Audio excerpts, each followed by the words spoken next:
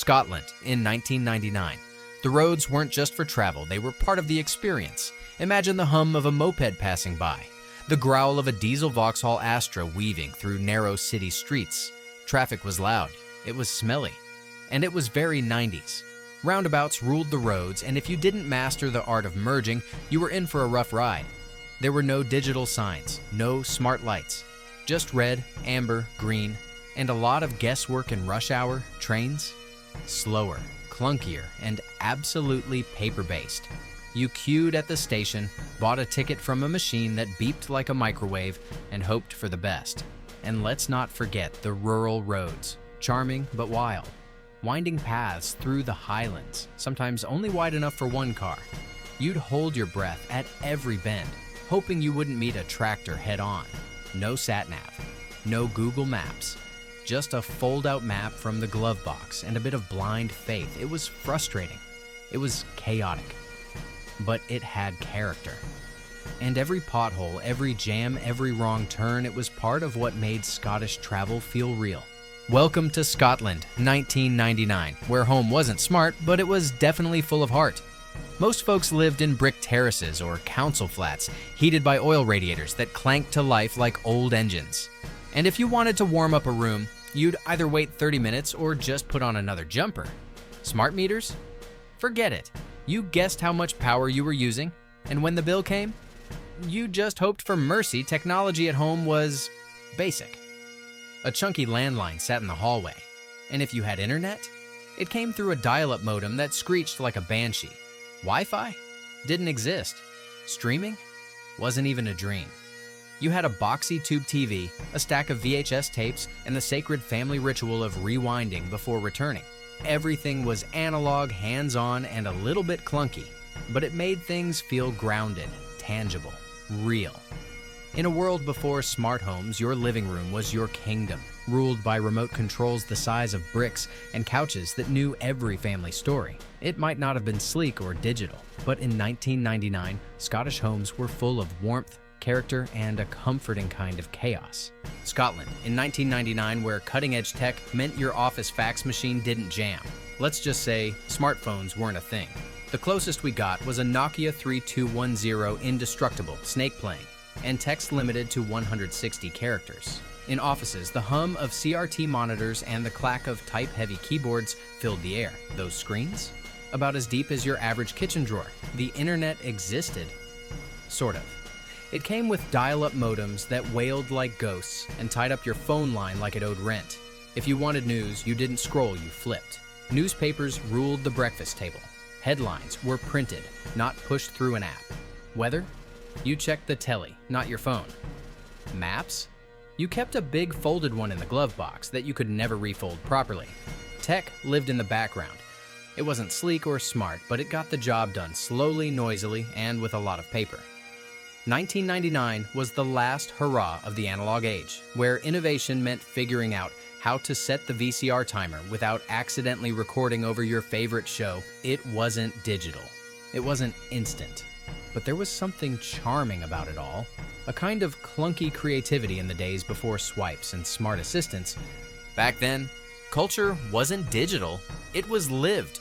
Walk into any local pub, and you'd hear the clink of pint glasses, the buzz of conversation, and a jukebox playing Oasis, The Proclaimers, or whatever the bartender fancied.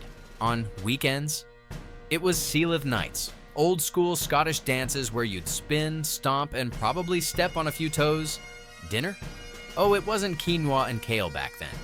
We're talking chips with everything, Irn-Bru in hand. And yes, the legendary deep-fried Mars bar libraries were still sacred spaces.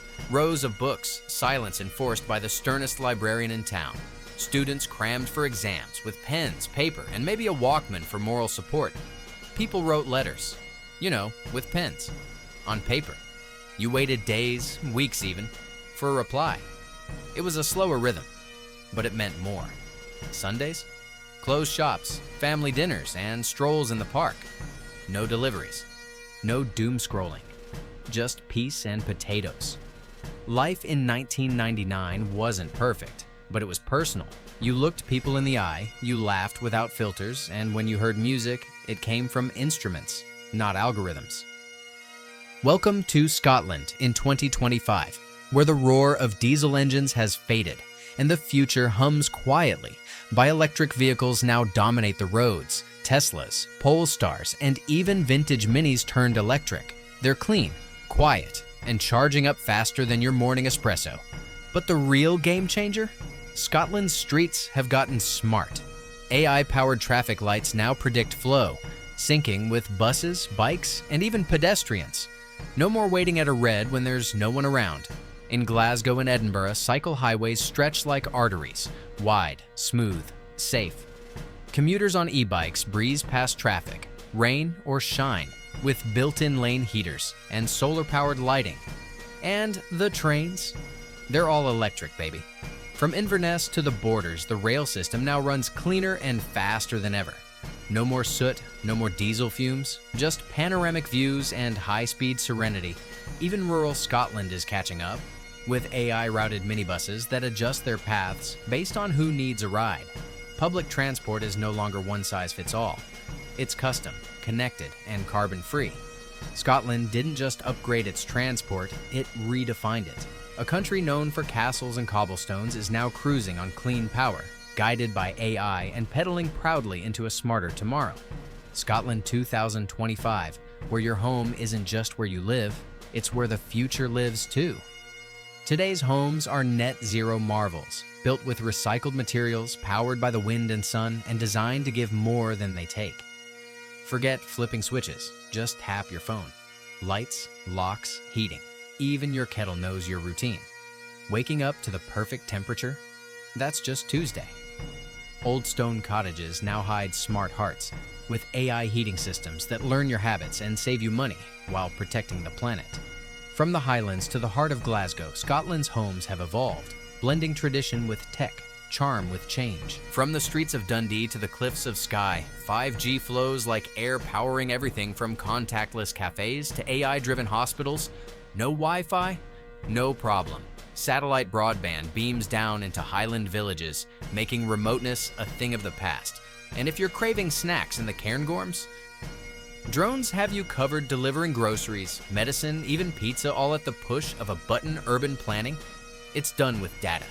Cities adapt in real time, responding to traffic, air quality, even pedestrian flow. Scotland didn't just embrace innovation, it wove it into the Highlands, the cities, and everyday life, where tradition dances with technology. You're still ordering pints in ancient pubs, but now it's through your phone, and the haggis comes with a side of high-speed Wi-Fi. Live ceilidhs still echo through village halls. Only now, they're broadcast to fans in Tokyo, Toronto, and beyond. And that dream of escaping to the Highlands? It's real. Remote work retreats, digital detox spas, all powered by green energy. It's not the Scotland of the past, it's a Scotland that kept its soul and upgraded the rest.